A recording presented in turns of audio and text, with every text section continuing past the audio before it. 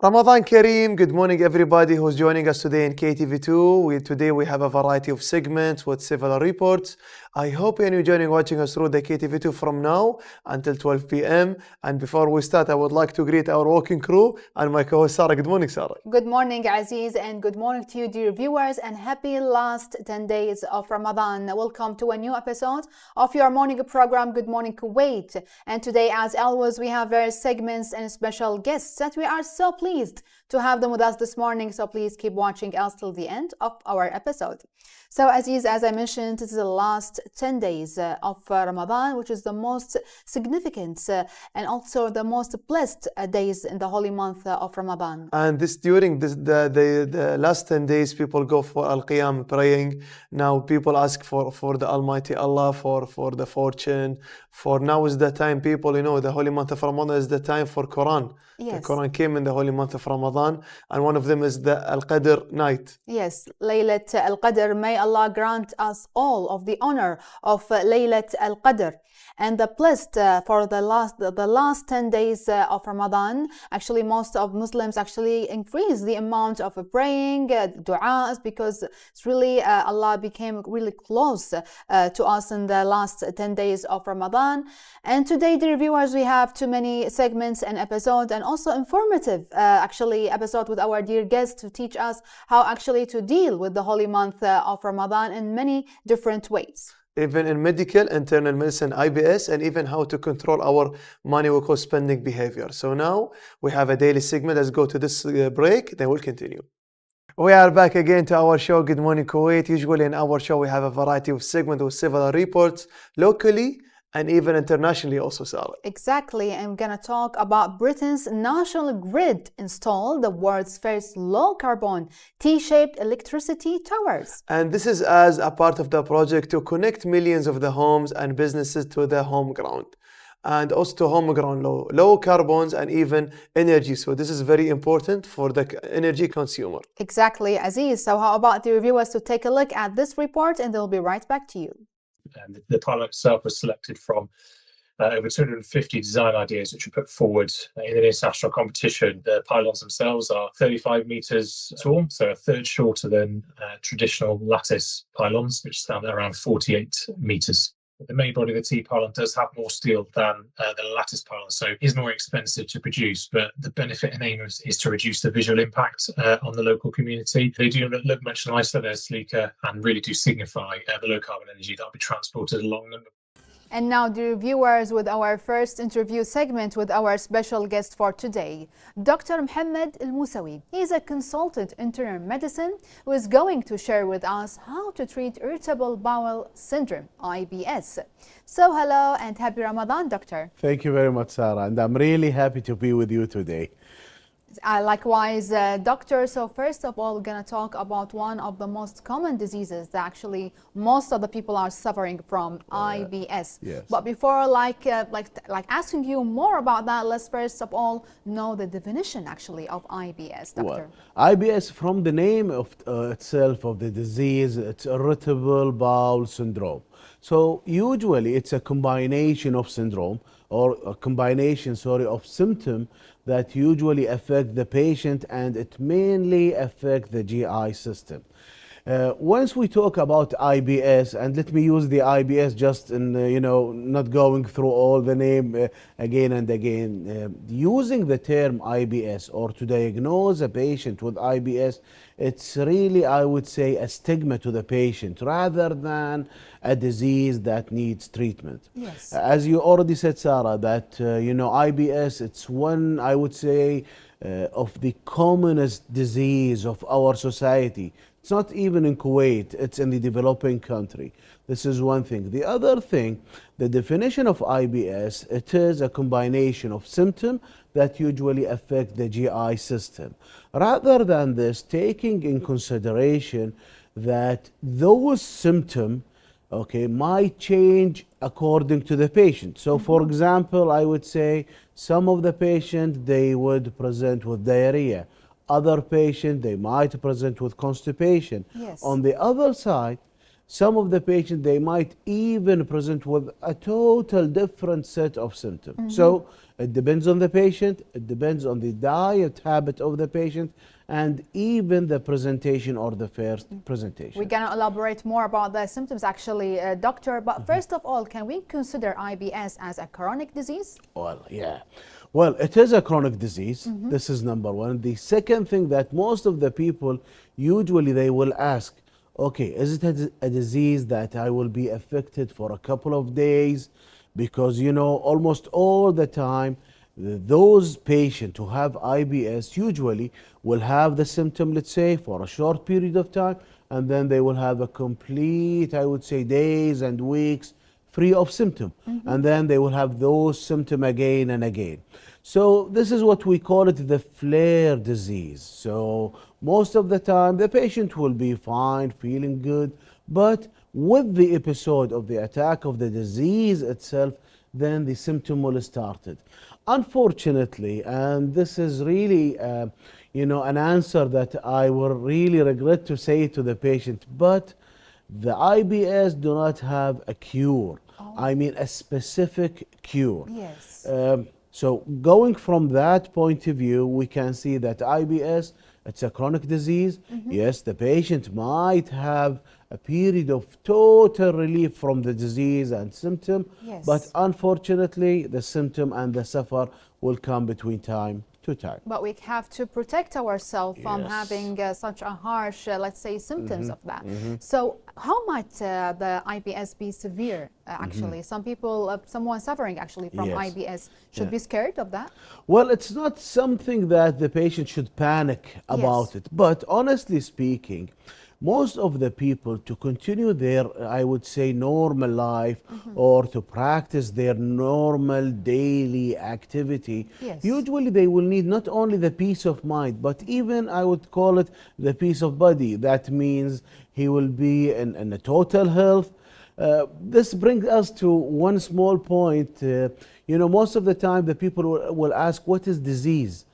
Disease is dis-ease, not to be ease. Okay. Not to live your life in a very smooth way.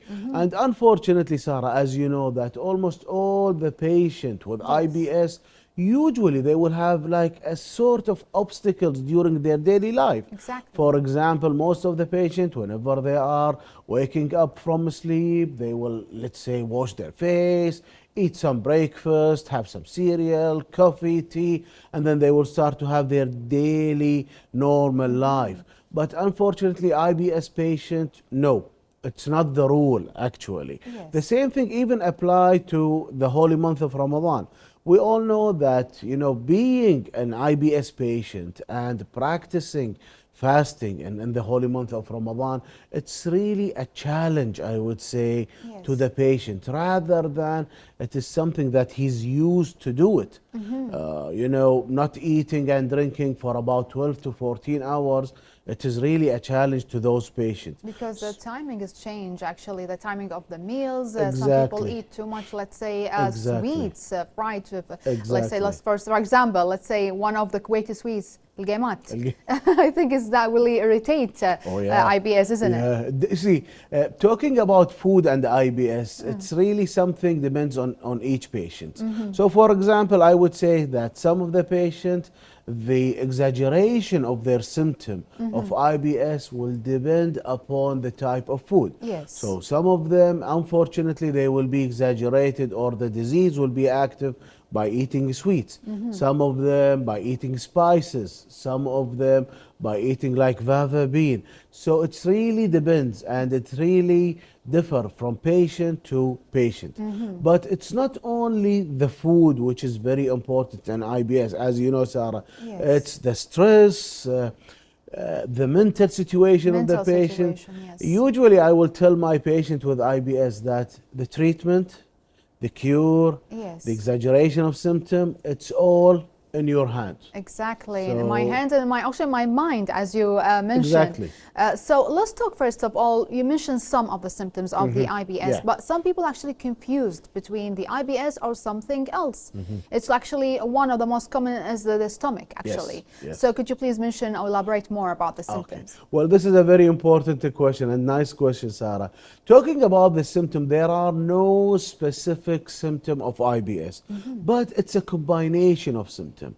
So let's say some of the patients, as I've already mentioned, they will present with constipation. Yes. Other, they might have diarrhea. Other might have bloating, indigestion, a lot of gases, and then stomach pain. And usually the pain will not be restricted to a specific area. For example, let me tell you a good example of it, that most of the patients with gallstone, usually they will have a pain which is in the right upper quadrant of the abdomen, and usually this pain will radiate to the back and it will be exaggerated by fatty meal. Yes. So it's a very specific, I would say, sort of abdominal pain. Okay, but in IBS, the patient might present with any sort of pain in the abdominal area. Yes. But even sometimes it might be a chest pain rather than an abdominal pain. Once the patient will have a colon or an abdomen which is very exaggerated and he have the attack of the disease itself, it might affect the chest, I would say, area, and even sometimes we are mixing it with other cardiac disease, like for example chest pain or unstable angina. Exactly. So from that point of view, we can tell. So it's not only GI symptom, it's GI symptom and the effect of those gastrointestinal system to the other system of the body. There's another actually symptoms. Some people I know with IBS, they suffer from, let's say, anxiety. Oh, yeah. They feel like mad and sad all the time, the whole day, but they don't know. Why? Because they irritate actually their colon, isn't it, doctor? It's a very nice, I would say, notice. You know, it's usually, I'm telling my patient, it's usually a closed circle. Yes. Once you are feeling some anxiety, depression, you are over, I would say, reacting with some points, then the symptom of IBS will be exaggerated. And once the symptom of IBS will be exaggerated, then it will reflect on your mental situation. Yes. Talking about IBS, we cannot say that it's a pure GI system disease. No, honestly speaking, it's a combination. It's a GI system, it's a mental, let's say, symptom. It's even sometimes symptom that is related to the blood pressure and the uncontrolled, let's say, blood sugar. I would like to elaborate one more point, Sarah, that in the past 20 years, we as a physician, we were not that keen or that, let's say, encouraged to tell that the patient, he might have some sort of anxiety, and then this anxiety increase his blood pressure. Or he have, let's say, like a sort of depression, and then he suffer a cerebrovascular accident or a stroke, as you might say. Yes. But in the last 15, 20 years, we have a whole category in the medicine which is called the psychosomatic diseases. Okay. And honestly speaking, almost all the diseases now, they are the original, let's say, part of the disease. It's something away from the health. It's something related to the mental situation, to the psychological, I would say, situation. But it reflects on his, let's say, general health. That's amazing information, doctor. So let's talk about the main causes. As you mentioned, mental health, as you just mentioned, like the bad food habit. What else? What are the main, let's say, causes of that? Okay, talking about the main causes of IBS, first of all, it's the food. As you all know that the habit or the food or the diet habit really depends not only on the person, him or herself. Yes. It is a combination of the society, as you've already mentioned that during the holy month of Ramadan, our whole diet, I would say, plan, our diet habit, everything would change 180 degree. Yes. You know, some of the sweet, as we already mentioned, the al-gaimat and the others, some of the dishes we only see in Ramadan. Okay, they are available, but honestly speaking, It is the habit, it is the social, I would say, habit. Yes. Another thing, it is not only the diet plan or the diet habit itself, it is the frequency of those diet meals. For example, during the holy month of Ramadan, everyone will think that it's only 2 meals, but honestly speaking, no. In Kuwait, we have the futur, which is the breaking of the fast, and then the suhoor, the end of the breaking of the fast, and then in between we have many and many meals like ghabga and all the other, I would say, social gathering Yes. events. So from that point of view, the causes, it's not only the diet, it's the diet and the diet habit. Another thing which is very important, the existence of other chronic diseases. You know, unfortunately, patient with diabetes, hypertension, high lipid level, all of these patients will take many medication. Yes. And as you all know that those medication, they are chemicals. Yes. Unfortunately, we do not have other option to treat those diseases rather than these medication. Yes. But taking in consideration the effect of the medication on the stomach, on the colon, and on the digestion habit, then from that point of view, we can tell it's not only the diet habit, it's the medication, it's the mental status of any patient. And then also one thing which is very important, Yes. most of the people, they think that having an IBS might be something inherited. It's not inherited. Yes. It is the diet habit among the same Yes. family. So let's talk about your advice now. As you mentioned, the timing is different in Ramadan, since we are in Ramadan at the last days of Ramadan. So what is your golden advice to all the IBS actually patients? Okay. The advice that I usually tell my patients during the holy month of Ramadan, especially those patients who have, I would say, IBS, that take it easy. Don't let the challenge of fasting during the holy month of Ramadan take you to a very far point. Try to adjust your diet according to your need. Yes. It's not necessary that once you go to a social gathering, to a ghabga, or to, we know that the social gathering during the holy month of Ramadan is really something very condensed. Yes. So it's not necessary that once you go to every Diwaniya that you will drink coffee here, and then another cup of coffee, and then another cup of coffee. So Yes. take it easy on yourself. Take, let's say, the precaution even during the holy month of Ramadan. Make your diet more of a fiber source rather than a protein source. Yes. And at the end of the day, don't cut your medication during the holy month of Ramadan. And in addition, don't eat 30 pieces of al-gaymat. For sure. For sure. That's amazing, Doctor. Thank you for our generous information, and thank you for being here with us today. Thank you, Sarah, for having me again, and it's really a pleasure. Big thanks and appreciation to our dear guest, Dr. Al-Musawi. So, dear viewers, don't go away. Let's have this little break, and then we'll move on. And we'll come back, dear viewers, and we'll move on with our episode. Too many segments, too many reports. And Aziz, as the weather is getting really lovely, let's say, it's not too much hot this Ramadan. Too many people have some going to outdoor activities to too many places in Kuwait. To outdoor activities, especially in the evening time, during the last time in the ghabgas and the girgi'as. Now these days, people even enjoying to do outdoor activities. So we are blessed with an impressive coastline. Kuwait, the city with a big of the interest of agriculture and certain outdoor places also, Sarah.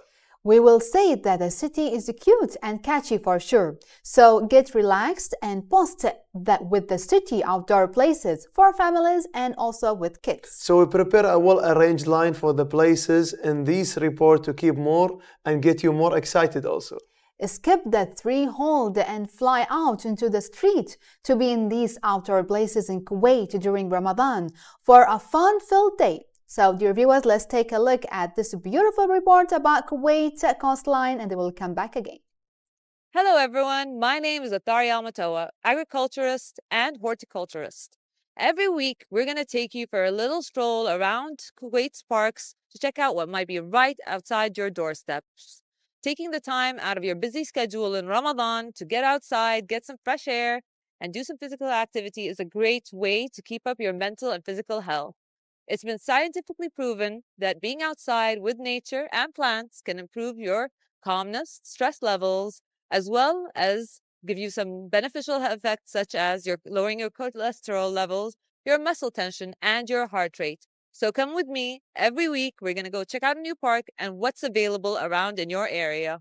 Here we are in Yarmouk Park. As you can see, the beauty of this park is that there's several activities and things to do with your children. Your kids can be here and play as well as build their social skills and their cognitive skills. They can explore, they can look at nature, play with the flowers, as well as there being a lot of shaded area for you to walk along those pathways. And there's some seating area for you adults if you want to keep an eye out for your kids while they play. And the beauty of this place is that there's some sand pits, so if you're worried about your kids getting hurt, they won't.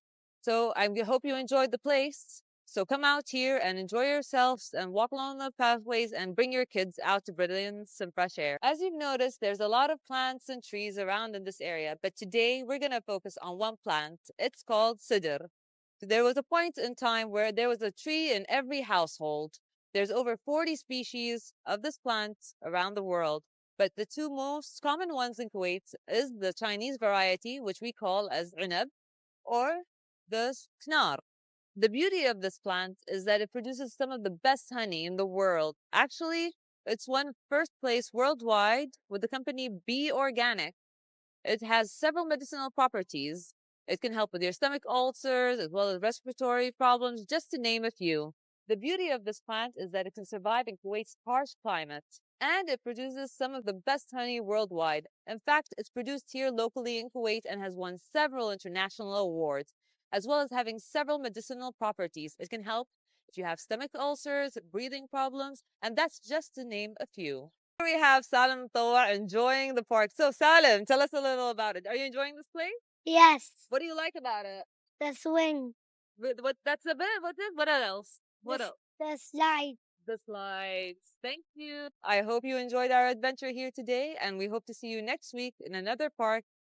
And don't forget, don't litter so other people can enjoy this space just as you have. Ramadan Kareem. We are back to our show again. Good morning, Kuwait. We're moving for our next interview segment. So we'll have with us now Dr. Mohammed Al-Jimaz. He's already a business design consultant to help us on structuring our annual family budget. There are always key elements for the family budget.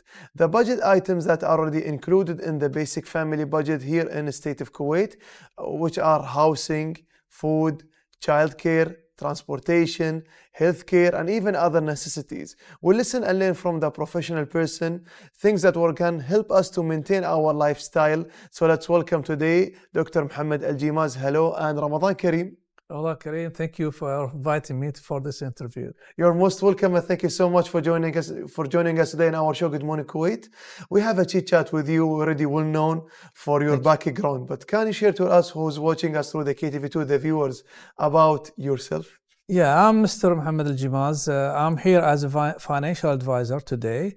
I would like to advise the people and show them different angle of how to maintain your finance or your budget, how to save and to invest to get more financial freedom and learn more about the money. Yes, and thank you so much for sharing. And you are the specialized in this field. Thank you. We speak about something important when I present to you in the beginning of our show, the family budget. Yes. Now we are in the, we can approximately, we say we are in the last 10 days of the holy month of Ramadan. Almost.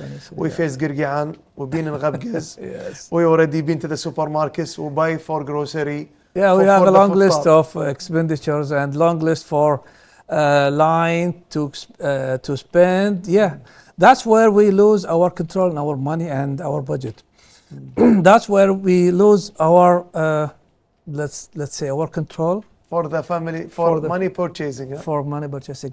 Actually, since you mentioned purchasing, I want to talk about the power of purchasing. Power of purchasing is it's a definition that we need to maintain and to look. That's our power of purchasing is depend on our budget. Okay. As much we are save, we increasing our power. Yes.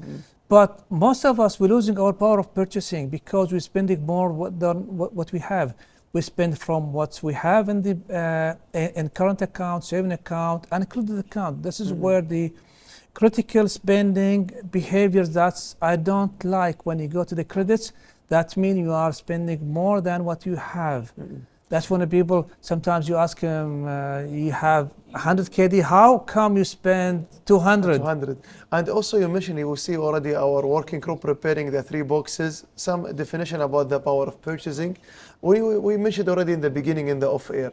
You go to the certain markets and the same product. Yes. This one is more high expensive or more quality than the others. So the power of purchasing is like how you can buy the highest quality with the amount of money. Yeah, my advice in this point, do window shopping. What's a window shopping? Window shopping is do not decide or make a quick decision on purchasing. Just do what we call a 24 hours load. 24 hours load, that's you need, when you want to buy anything, just wait 24 hours. Then check yourself. Do I need to buy it, or it's more than a desire? Sometimes our need is not the desire that we are working on. Desire is, yes, we love to buy these things, but sometimes, no, we need to buy these things. 24 hours, probably it will detach our emotion of... Nice. So it's like a good technique, like if I want something, maybe it's not the highest priority, I just wait for 24 hours. Yes, that's because sometimes our desire is pushing us to buy this kind of things, or this, because we've seen it with kind of influencers on social media. My advice, de-influence from social media, so you can at least push yourself on making a wrong decision in your purchasing. Nice. And this one already lead me to another topic. So when we mentioned the power of purchasing, you have to detach. So we have to know more about the money behavior. So we want the definition. What is the certain definition for the money behavior? Money behaviors, the money has certain kind of characters. When it's come to your account or in your wallet, it will keep calling you, spend me, keep pushing on you, spend me. It's a behavior, that's what we hear, like money is calling us, and we hear it in our mind. It's true, because our need to money, our need to purchase things, creating this kind of sound. We need to control the sound. We need to make a kind like a financial behavior or money behavior. When you lose the control on your money, believe me, you will never get out of debt circle, and you will lose everything. You need to control the money. You need to organize it. If you want to go to the wealth, you need to organize, save, and invest.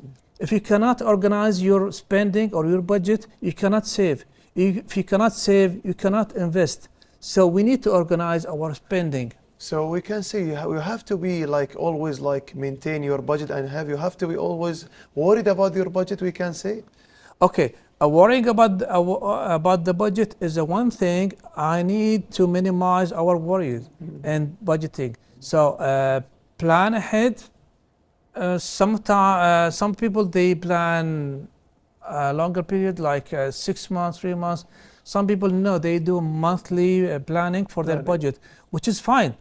As long as you are doing the planning for your budget, that's fine for me. But you need to plan for it. You don't want to reach a point that when you ask you, where did you spend your money, you would say, I have no idea.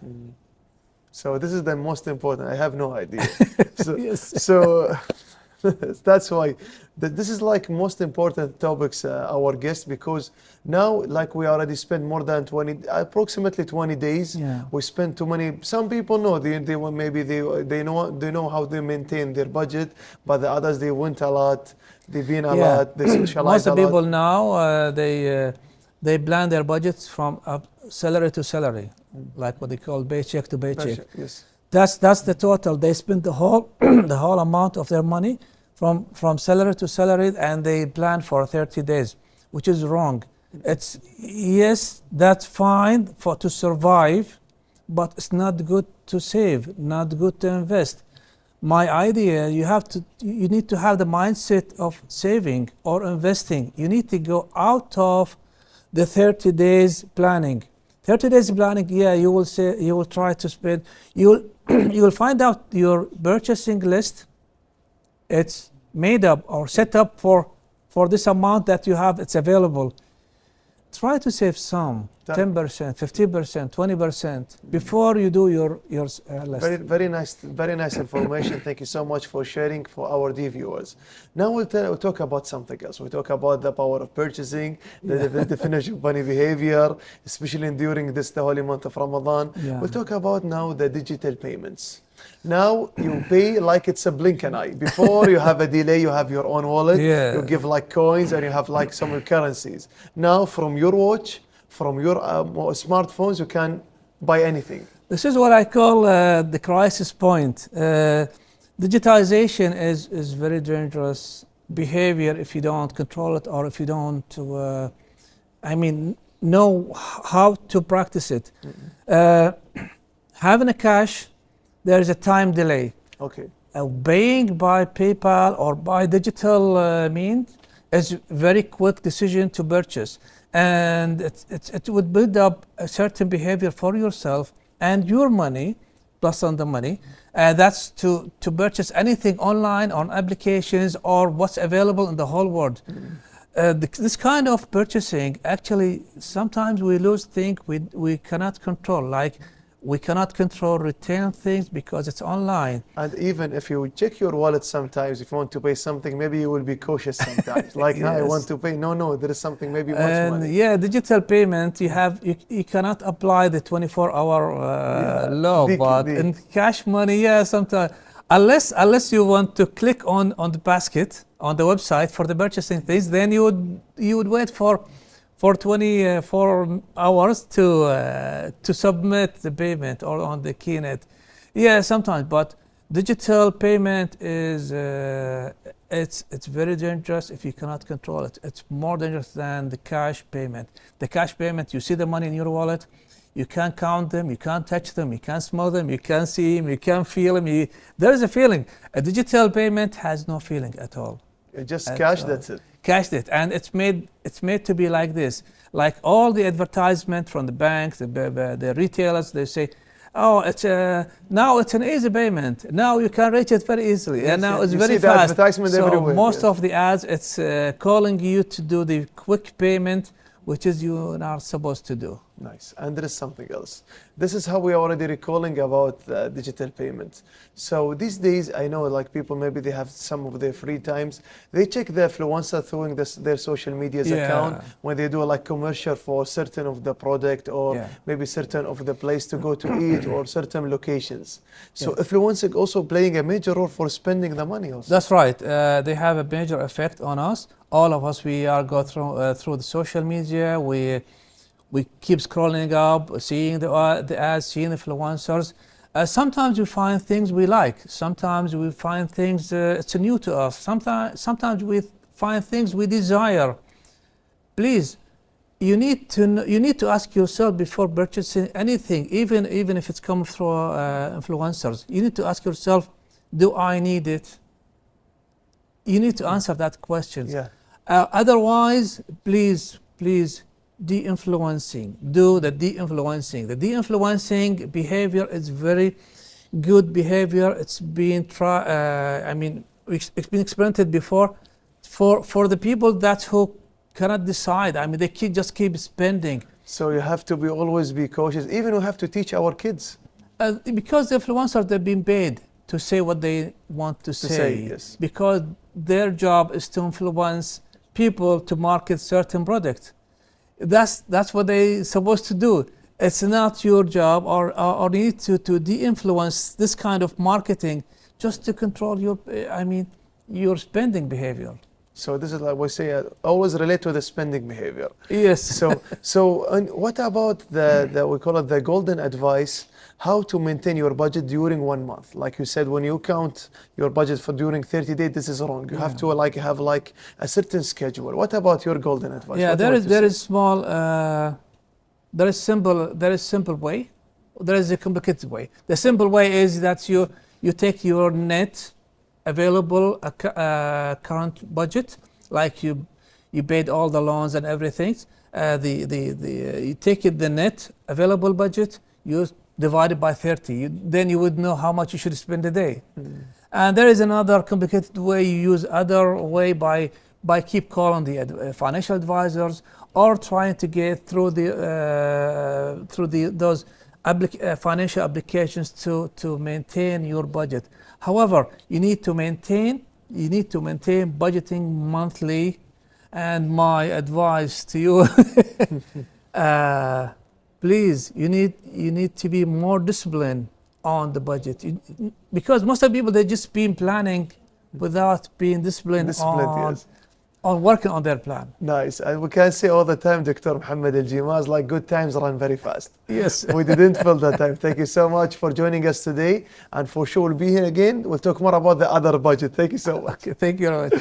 You're most welcome. So a big thanks and appreciation to Dr. Mohammed Al-Jimaz, already sharing with us about the definition of we call it the money behavior, the digital payments, and the benefits, and also the disadvantage, and even about the purchasing power.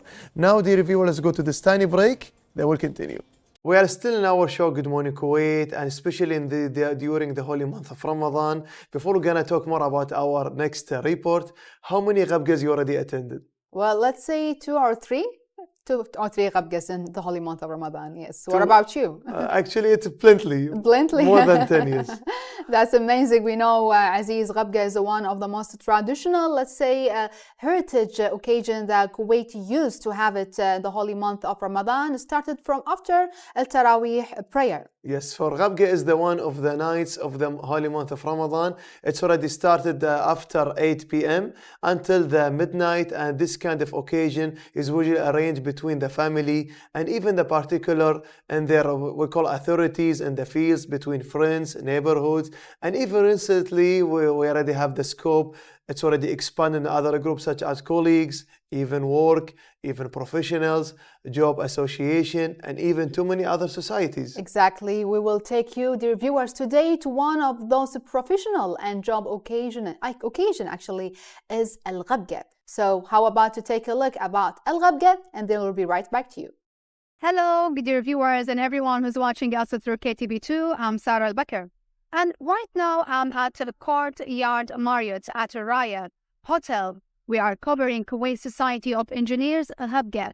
This kind of event is really an awesome event that Kuwait Society of Engineers use annually each Ramadan, in the middle of Ramadan, to hold it. It's really an amazing event that gathers all the engineers and even non-engineers, the families of engineers. And we can notice there are too many attendees right here. So speaking about the attendees and the beautiful ladies, how about to chit-chat and interview some of them, and they'll be right back to you. Everything going great. So we're really having fun here in the Ghabga.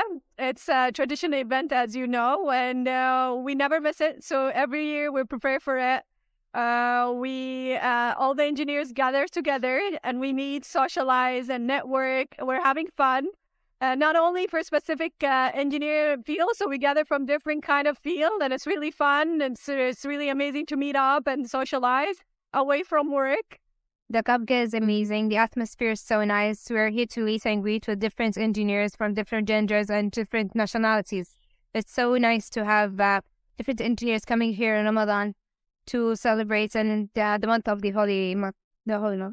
Yeah, it's great. Your guys' hospitality is excellent. You know, walking in and getting to shake everybody's hand and talking to all the different engineers in the area. You know, it's a great experience. Everything is fine, and the hospitality is amazing.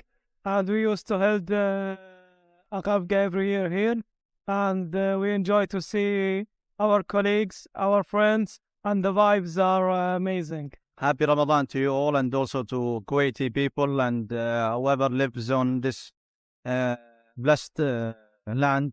And also I would like to congratulate all engineers and all Kuwaitis on this blessed month, the holy month of Ramadan. And I would like to thank all the engineers and who attended this Ghabga, or monthly gathering, our yearly monthly gathering. And this is a very important social event that Kuwaitis have been doing for generations, and we hope that it will continue. And thank you for Kuwait TV for coming to this gathering. Thank you all. I hope dear viewers you enjoyed our coverage for Kuwait Society of Engineers البكر. Have a great day and bye-bye. Now, dear viewers, we reached the end of our episode for today. But before we're gonna finish our episode, today we already have too many distinguished guests. We have already variety of report and also segments. And also segment was really an informative actually episode, because we interviewed Dr. Mohammed Al-Musawi. He taught us how actually we take care of our colon, like IBS, how actually we have a healthy lifestyle during the holy month of Ramadan and reduce the amount of eating sweets. So that's amazing. And reduce the amount of eating sweet. I already spoke about reducing amount for spending the money. Yes. So because we spoke about the definition of the purchasing with Dr. Mohammed Al-Jimaz, we spoke more about not the power of purchasing, also the money behavior, how to control our behavior. Even in digital payments, now people paying from their smartphones and even their watches. Yes. So you have to control, you always maintain. And there is also one rule he said, if you want to buy anything, just wait for 24 hours. That's amazing. To Aziz, control yourself. Control ourselves to too many actually fields, let's say, and we had too many informative and enjoyable actually excitement reports and segments as well, Aziz. So dear viewers, I hope you enjoyed our episode as much as we did. See you for the next time and have a lovely day. Bye-bye. Have a good time.